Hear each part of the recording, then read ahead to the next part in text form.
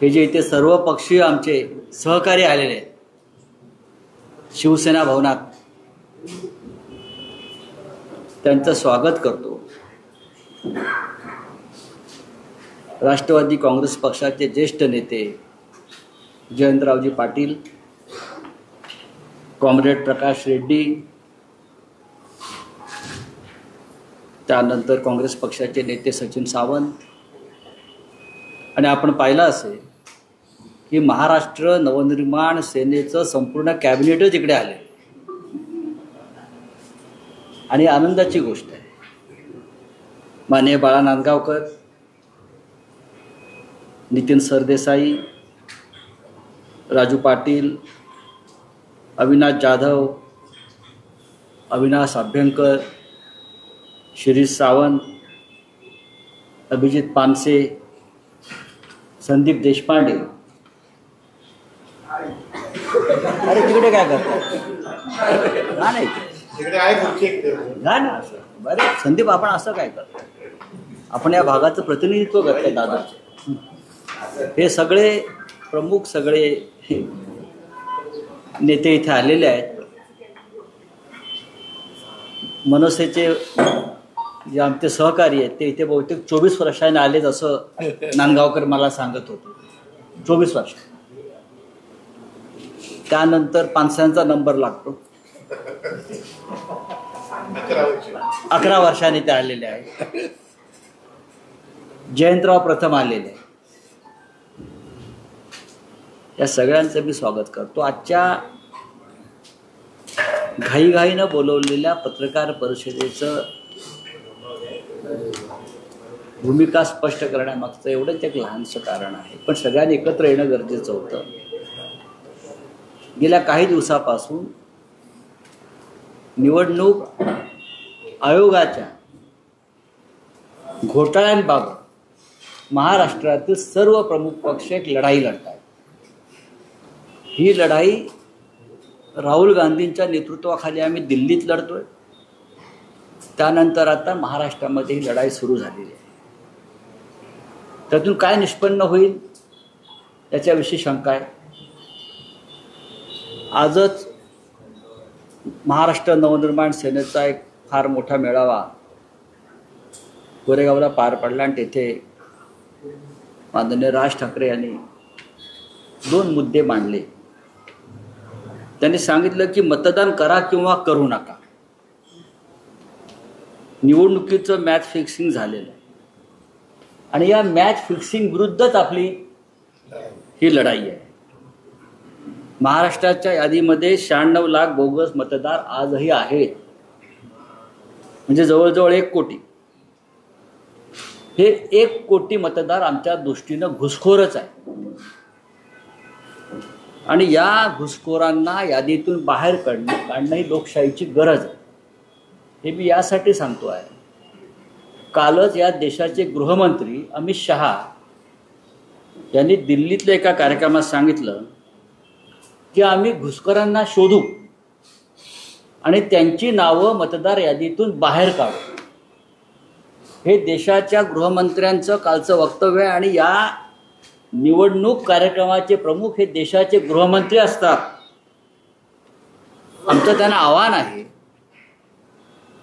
की महाराष्ट्राच्या निवडणूक यादीमध्ये घुसलेले 1 कोटी मतदार जे आहेत त्यांना तुम्ही आधी बाहेर काढा आणि या मोहिमेला महाराष्ट्रापासून सुरुवात करा।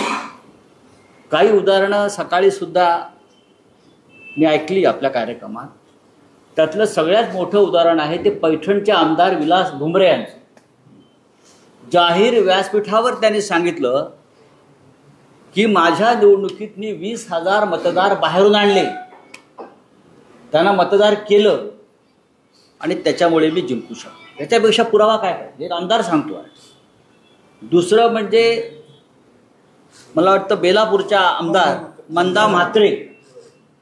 मंदा म्हात्रेंचं सुद्धा फार महत्त्वाचं वक्तव्य आहे। त्या म्हणतात, यापूर्वी मी लढवलेल्या सर्वच निवडणुकांमध्ये पूर्वी बोगस आणि दुबार मतदारांची यादी निवडणूक आयोगाला दिली होती, मात्र ती नावं कधीच कमी झाली नाहीत। अनेक ठिकाणी अधिकारी आणि कर्मचारी पैसे घेऊन बोगस मतदारांची नोंदणी करतात, हे सत्ताधारी पक्षाचे आमदार सांगतायत. नवी मुंबईतील ऐरोली विधानसभा मतदारसंघात 41,000 आणि बेलापूर विधानसभा मतदारसंघात 35,000 दुबार आणि बोगस मतदार आहेत, हे सत्ताधारी पक्षाचे आमदार सांगतायत.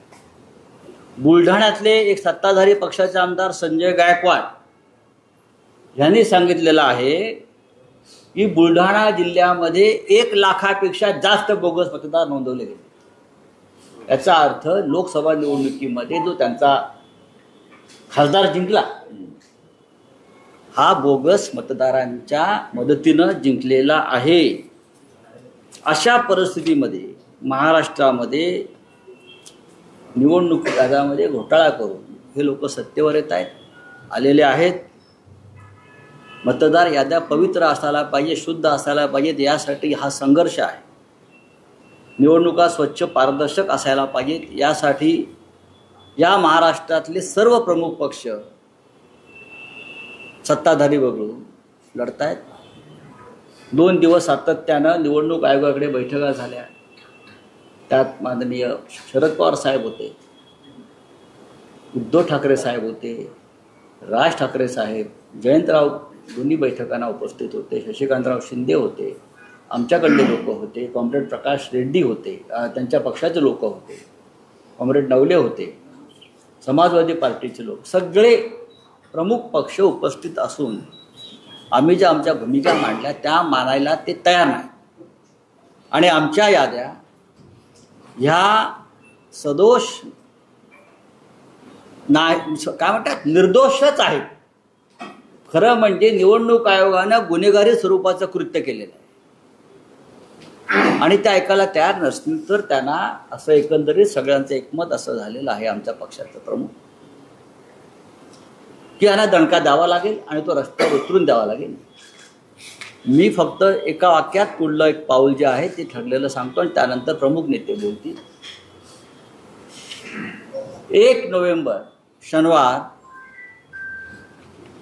निवडणूक आयोगाच्या या मनमानी आणि भ्रष्ट कारभाराविरुद्ध मुंबईत सर्वपक्षीय विराट मोर्चा निघेल.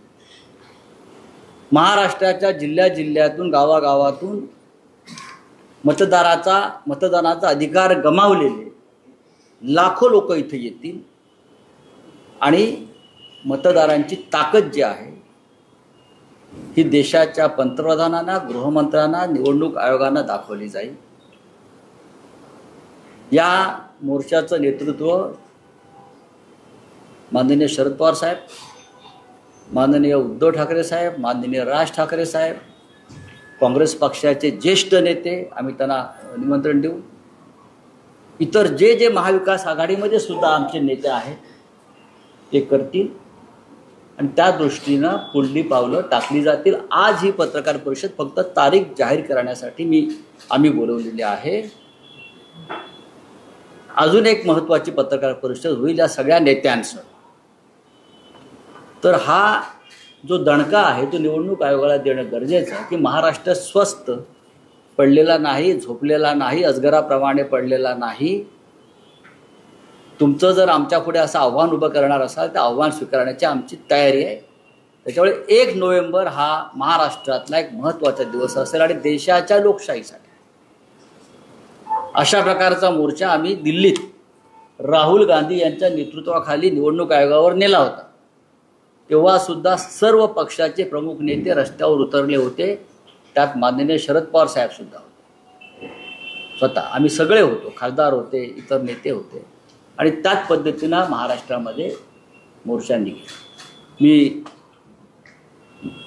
काँग्रेसचे नेते सचिन सावंत बरं आणि एक सांगतो की आज जे उपस्थित आहेत आणि जे नाहीत, जे उपस्थित राहू शकले नाहीत त्यांचा पूर्ण पाठिंबा या कार्यक्रमाला आहे, त्याने कळवलेला आहे. त्याच्यामुळे हा नाही तो नाही अशा बातम्या येऊ नयेत.